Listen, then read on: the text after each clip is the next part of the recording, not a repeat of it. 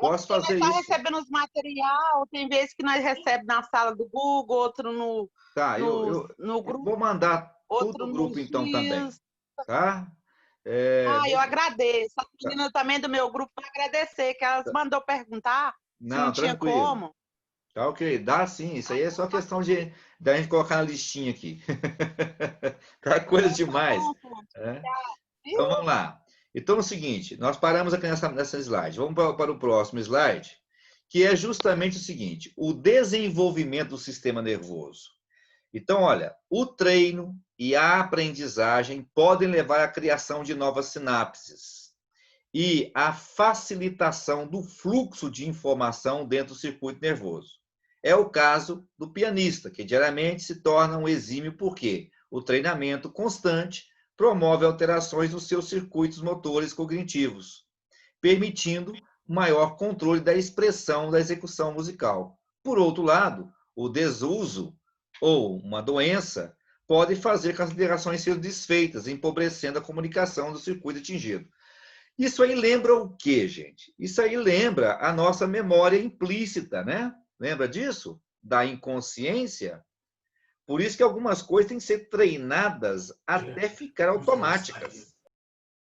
Isso facilita a nossa aprendizagem. Por isso, meninada, é que a tabuada é importante para a criança saber que ela vai usar aquilo a vida inteira. E nesse caso, gente, não tem outro jeito, tem que decorar mesmo. Não tem, por mais lógico que você tem que fazer o processo concreto para a criança compreender o processo.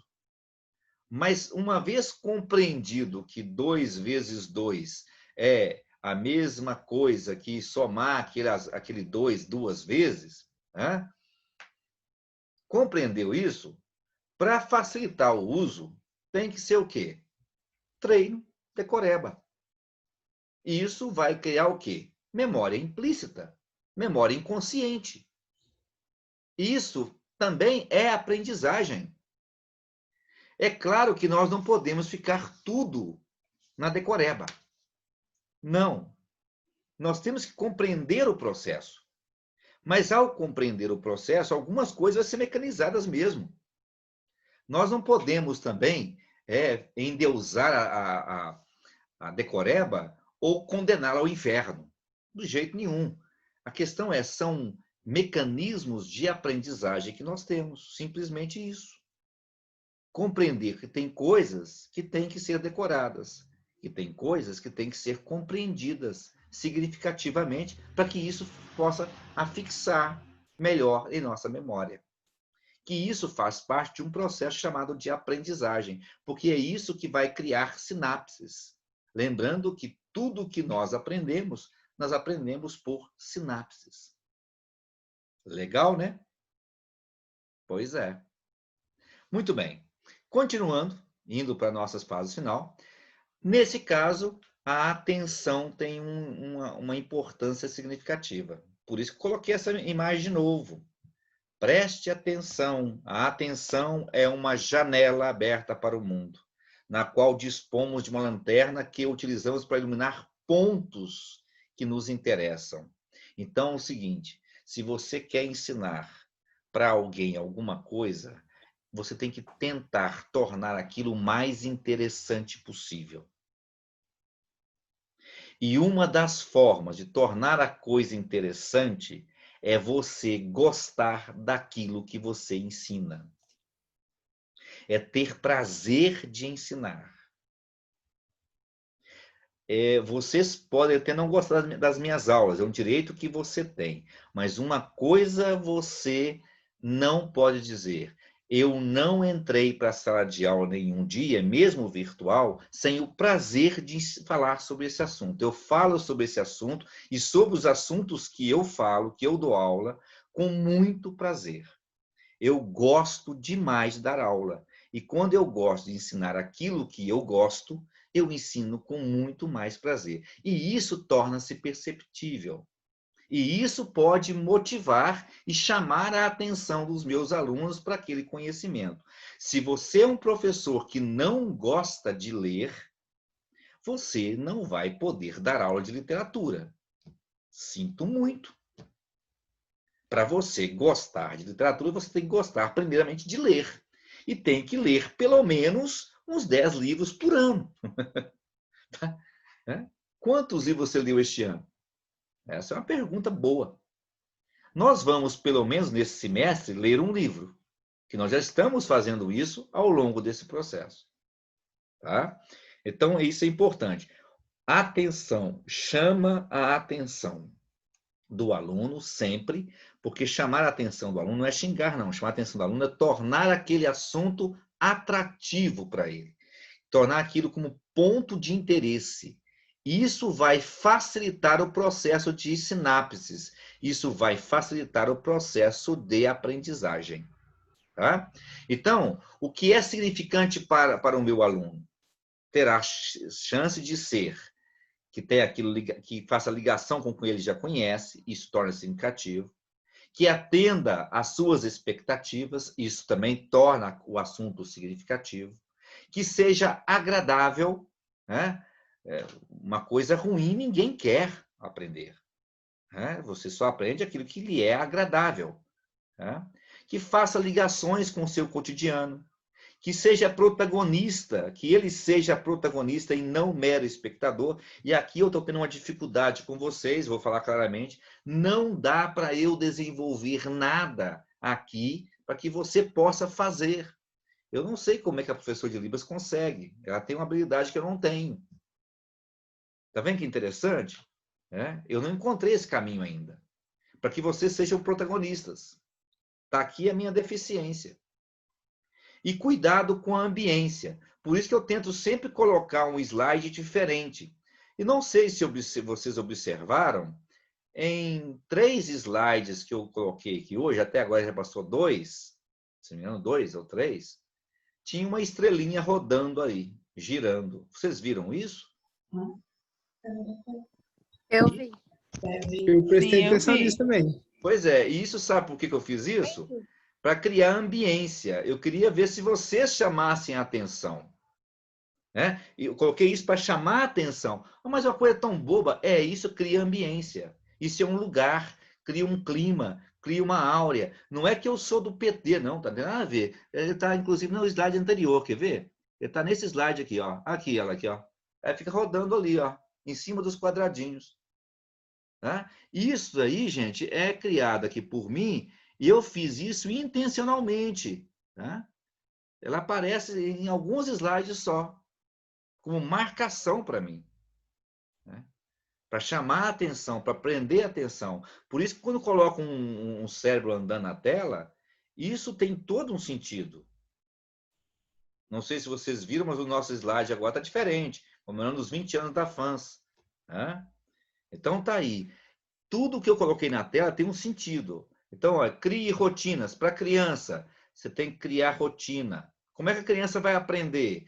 Através de rotina. Supervisione as rotinas. Por isso que criança tem que fazer dever de casa. Tem que ter dever de casa mesmo. É porque isso você cria rotina. É um mecanismo de criar rotina. Né? E supervisionar a rotina, tá? Cobre. Estabeleça horários para estudo, para lazer, para diversão. Não é bom a criança ficar o tempo todo no computador. Ela tem que fazer outras coisas. Ela tem que sair, ela tem que brincar, ela tem que estudar, ela tem que dormir. Então, isso vai facilitando a criança desenvolver a sua memória. Né? Outra coisa, crie uma agenda pessoal e uma agenda coletiva para a criança. Tem a agenda pessoal, que é coisa só ela vai fazer, é dela só. E ela tem a agenda coletiva, que vai fazer com outras pessoas, com o colega, com a família, com os avós. É necessário criar isso para desenvolver a memória. Tá? Sempre que possível, crie um quadro de avisos, de mensagem. Na sua casa, você não consegue comprar um quadro e colocar lá, não? Então, compra uma peneira daquelas de bambu, né, baratinha, coloca um clips nela, enfeita ela e já virou um quadro de aviso. Pronto. Crie mecanismos. Né? Trabalho visual. O tempo inteiro. Isso ajuda a memória. Tá? Outra coisa importante. Faça perguntas, sempre. Pergunta a mesma coisa de forma diferente, para fazê-lo pensar. Eu não sei se você tem filho pequeno, se você teve, que vai. O meu filho era assim, viu o mesmo filme várias e várias vezes, até decorar as falas, sabia todas as falas de cor do filme. Isso ajuda a criança a desenvolver a memória. Tá? Isso não é à toa. Né? Reforço, reforço, reforço e reforço sempre. Isso nós vimos Fonte, lá no slides. Fonte. Oi. Eu conheço a criança que ela leu, ela decorou assim. A mãe lendo para ela, ela decorou. Às vezes, a imagem vai falando tudo que está escrito no livro. Quem vê parece que ela está lendo a Pois história, né? é. E isso é resultado de quê? De reforços, tá vendo? Isso é importante? É. Ah, mas não é problema não? Não, não é problema nenhum. Pelo contrário, ela está imaginando, inclusive ela consegue criar sinapses, mesmo não sabendo o texto, ela sabe as falas do texto por causa das imagens. Ela criou sinapses. Olha que interessante, isso é criatividade da criança. De tanto ouvir aquela história. Tá? Isso é muito interessante. Tá? Então, olha, estabeleça a hora de dormir. Criança tem que dormir cedo. Tá? Gente, criança, pelo menos 8 horas por dia, no mínimo, tem que dormir. É extremamente saudável para a memória da criança dormir cedo. Aqui em casa, a minha filha com 14 anos agora está começando a se libertar um pouquinho. Até então era 8 da noite na cama. Parece loucura, mas mandava e ela tinha que dormir. E acostumou tanto desde pequenininha que não era problema, deitava e dormia. Tá? Agora, já com 14 anos, começa a nos enganar, são adolescentes, rebelde, é normal, né, ter esses problemas. Mas dormir é extremamente importante para a saúde cerebral da criança. Guarda isso. A aprendizagem definitiva só se fará com a formação e estabilização das conexões sinápticas. A aprendizagem é resultado da qualidade das sinapses que nós fazemos. Ninguém aqui é mais inteligente do que o outro. Pelo contrário, o que tem diferença é a forma como cada um faz as suas sinapses. É isso que modifica. E às vezes você não tem facilidade para uma determinada coisa, mas tem para outras coisas. Por quê? Porque isso foi determinante na sua vida. Né? Então, requer tempo e requer esforço, pessoal. É constante. E ao mesmo tempo que isso vale para a pedagogia infantil, tem que focar nisso daqui, tá? Então, e essa tela, gente, é extremamente importante para vocês que vão estabelecer uma formação pedagógica para a criança. Criar rotina, supervisionar, estabelecer horário, criar agenda pessoal, criar agenda coletiva do grupo, quadro de aviso lá na sala inteira, fazer perguntas sempre, toda hora, reforçar, reforçar, repetir, repetir, e estabelecer horário de descanso na escola, de dormir na escola. Na educação infantil, no berçário, a criança dorme, tem que dormir. Isso é importante para ela. E isso faz parte da pedagogia infantil. E o mesmo vale para a pedagogia reversa. Lembra disso? Caminhado contrário? Para o idoso? Também, olha lá, a mesma coisa. Crie rotina. Faça ele contar as histórias. E aí, nada melhor do que um álbum de fotografia para contar a história. Converse sobre notícias diárias de jornal. Crie procedimentos. Oi? Alguém falou aí? Não? Posso continuar? Então, isso aí, gente, nós já vimos já na aula de memória. Estou reforçando, e isso daqui é o que nós chamamos de pedagogia inversa. É justamente para que ele não perca a capacidade de fazer sinapses. É evitar que ele perca essa capacidade. Isso é pedagogia inversa. Foi aí que eu falei do trabalho da Bruna e da Divonise. Tá? porque é um trabalho que vale a pena ser estudado futuramente, mais aprofundado ainda. Tá? Então, é importante isso aí. A pedagogia, né? Esse é um outro campo, meninada, que vocês, como pedagogos, podem trabalhar na pedagogia inversa. Nós temos que pensar nisso. Tá? E a consolidação, né? O que vai solidificar esse conhecimento? Que coisas que vão colaborar para solidificar esse conhecimento? Olha a estrelinha aparecendo de novo lá. Tá? Primeiro, o hipocampo tem um papel importante na consolidação das informações. Então, o hipocampo é o lugar do cérebro, no meio do cérebro, dentro do cérebro, que é o responsável para consolidar as informações. No entanto, não é no hipocampo que essas informações ficam guardadas. Pelo contrário, essas informações estão espalhadas por todo o córtex cerebral. E é justamente esse espalhamento que garante riqueza das nossas memórias no nosso cérebro. Porque se danificar uma parte, a outra parte não foi danificada. Se estivesse no lugar só, se perdesse, baubau. Por isso que quem tem computador sabe muito bem disso, não pode deixar tudo num lugar só. Tem que esparramar as informações. Tá? Porque isso garante, né, a sobrevida de algumas das informações. O sono também é importante nesse processo de consolidação. Você estudou hoje, leu hoje, está cansada, não dá mais, não vai reter. Para, vai dormir. Vai fazer outra coisa, vai descansar. Não resolve, gente, lutar contra o sono para estudar. Isso não quer dizer também que você tem que dormir o tempo inteiro.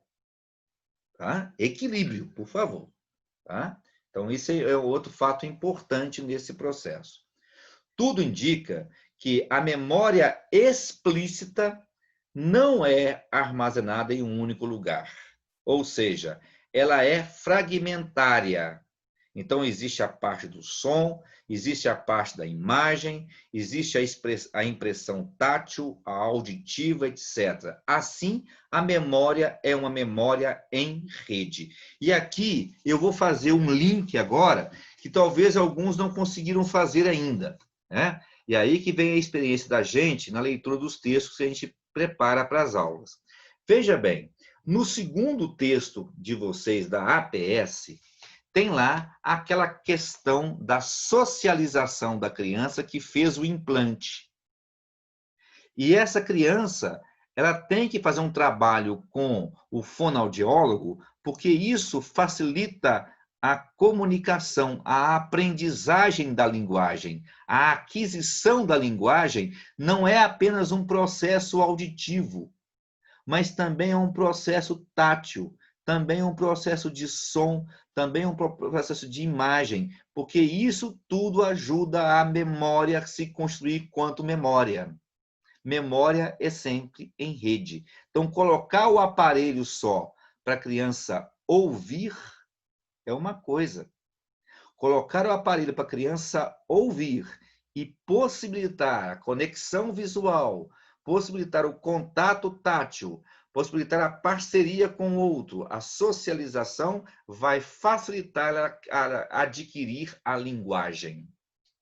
Lembrando que o texto 2 fala sobre isso lá na sua plasticidade. Então, você pode dizer que o processo da memória ser fragmentária também viabiliza a plasticidade. Porque a memória, para se construir, ela precisa dessas interconexões sinápticas entre vários aspectos do cérebro, formando uma memória em rede, né? E é justamente essa memória em rede é que se promove a plasticidade cerebral, que é o quê? A possibilidade de fazer novas sinapses. Então, na realidade, tudo faz parte de um mesmo processo. Entendeu isso aí, gente? Tá claro isso para vocês? Professor, no início você falou na questão da APS, eu não escutei.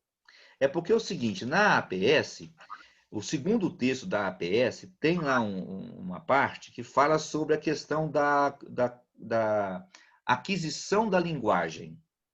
Que a criança que fez o implante, mas não teve um apoio do fonoaudiólogo, não teve contato com pessoas além da família, teve a aquisição da linguagem prejudicada. Isso quer dizer que não é só você ouvir que vai promover a aquisição da linguagem. É preciso você ouvir, mas é preciso você ver, você ter contato, você ter tato, você conviver, você relacionar.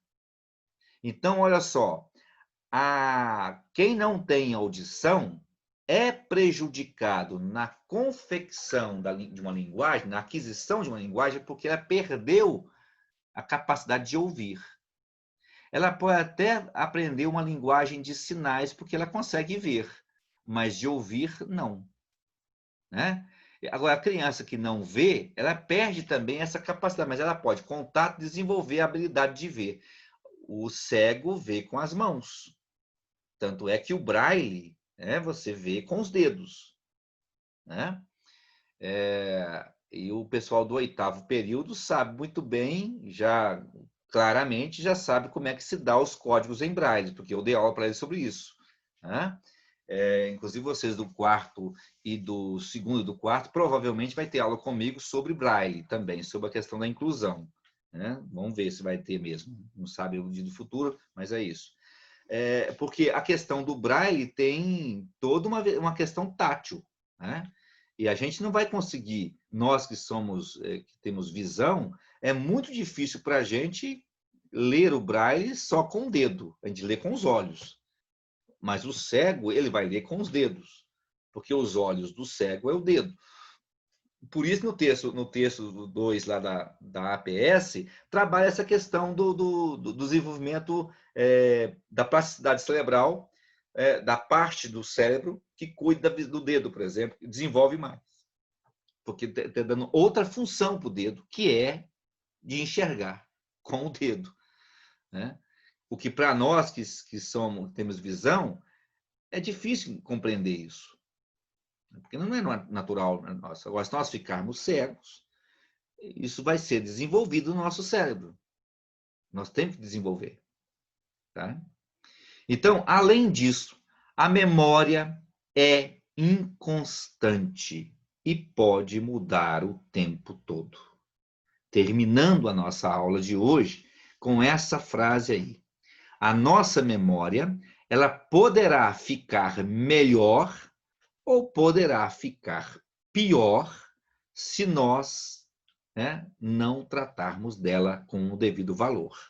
Então, você provavelmente, eu falei isso em uma das aulas com vocês, sentiu a diferença quando você entrou na universidade.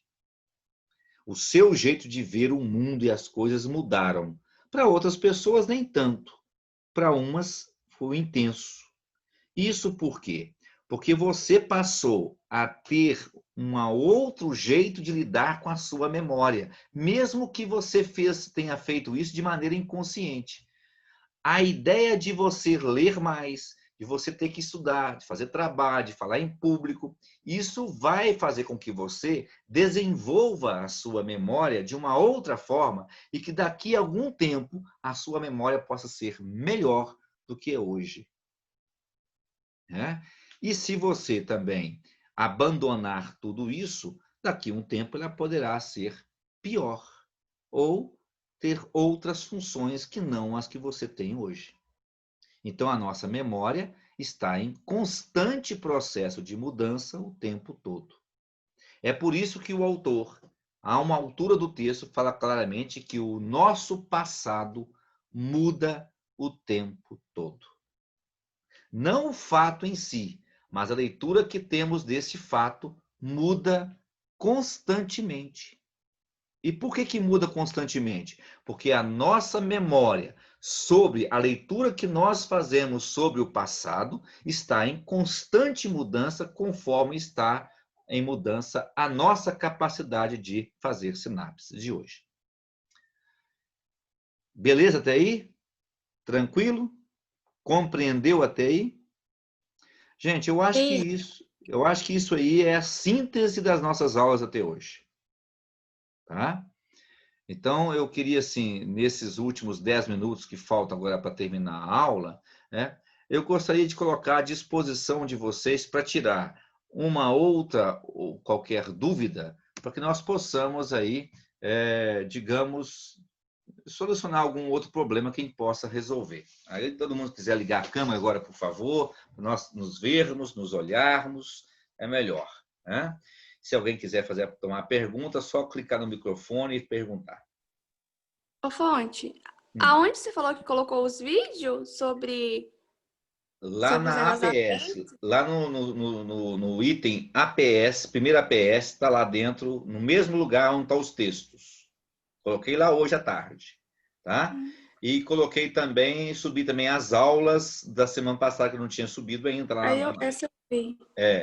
E não consigo encontrar os vídeos. E hoje à noite ainda, depois daqui, nós vamos colocar tudo lá online para vocês também de hoje, tá? Vou deixar tudo com vocês hoje, se Deus quiser. Estou aqui desde 7 da manhã sentado nesse computador. O dia todo. Só parei para almoçar. Dureza, gente. Mas fazer o quê, né? Bom, alguma dúvida? Ruth? Luiz? Vai colocar também no Zap, você vai mandar no Zap também, né, as aulas? Vou. Mandar tudo hoje. No Zap também. Tá bom? Assim que subir o vídeo lá no YouTube, eu já partilho o link tanto no Zap quanto na sala de aula. Tá? Ok. Outra notícia boa. Vocês viram lá o recadinho da administração, né? Prorrogou o prazo de matrícula, negócio de negociação com vocês, de pagamentos. Né? A faculdade está zelando mesmo o máximo que puder para não perder aluno, gente. A situação está difícil para todo mundo. Todo mundo sabemos disso. Né? Mas é bom que vocês saibam disso. Viu, Marcos? Dormiu não, né, Marcos? Cochilou aí não, né? Quase, né? Vocês ficam tomando cachaça antes da hora, dá nisso aí. Pressão cai. Quem tava lá tomando cachaça, o que isso? A pressão cai. Ué? Pode não. Aí os neurônios ficam preguiçosos. Até parece que eu bebo de jeito. Eu que bebo, você que fica tonto. Assim também não, eu gosto da cachaçinha.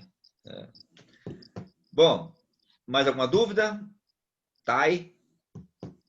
Tudo bem? Joia, tem dúvida não. Então tá bom. Vamos ver se na prova então, né? Vamos ver se na prova. Bom, semana que vem então, acho que nós não temos aula não, né? Semana que vem é só semana de prova, não é isso? Como foi a outra etapa? Ô, Vivian, obrigado pelo partilhamento, tá? Viu? Por Já nada. estão no grupo.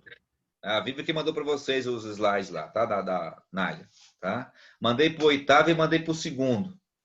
Ok? Então é isso aí. Gente, então... Ô, Fonte, a prova também, Fonte, é para enviar pelo seu e-mail, né? O quê? A prova? As provas da semana que vem. Geralmente é por e-mail também. Eu corrijo e devolvo no e-mail também. Gente, a questão é o seguinte, o 8º período, tem algumas pessoas do 8º que mandam para o meu e-mail pessoal. Eu peço que envie para o e-mail institucional. Tá? Por quê? Porque fica guardado lá também. E a gente tem que começar a separar o pessoal do institucional. Né? A gente tem umas coisas que tem que começar a policiar. Se mandar, eu recebo, tá? Mas preferencialmente lá. Andréia, fala de novo. Repete para mim, por favor, o e-mail. O e-mail é prof.fonteboa, prof.fonteboa, tudo junto, em minúsculo, né? prof.fonteboa, @ fans.edu.br. Tá lá no grupo de vocês já coloquei no grupo.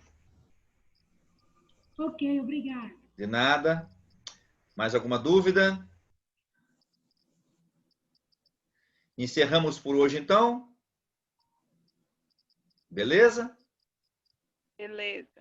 Então, gente, até a próxima. Muito obrigado, bom descanso. Pessoal do TCC amanhã às 18 horas, se Deus quiser. Tá bom? Até a próxima, obrigado. Um abraço para vocês. Boa noite. Boa noite, de nada. Boa noite, gente. Boa noite, Deus abençoe. Amém. Boa noite.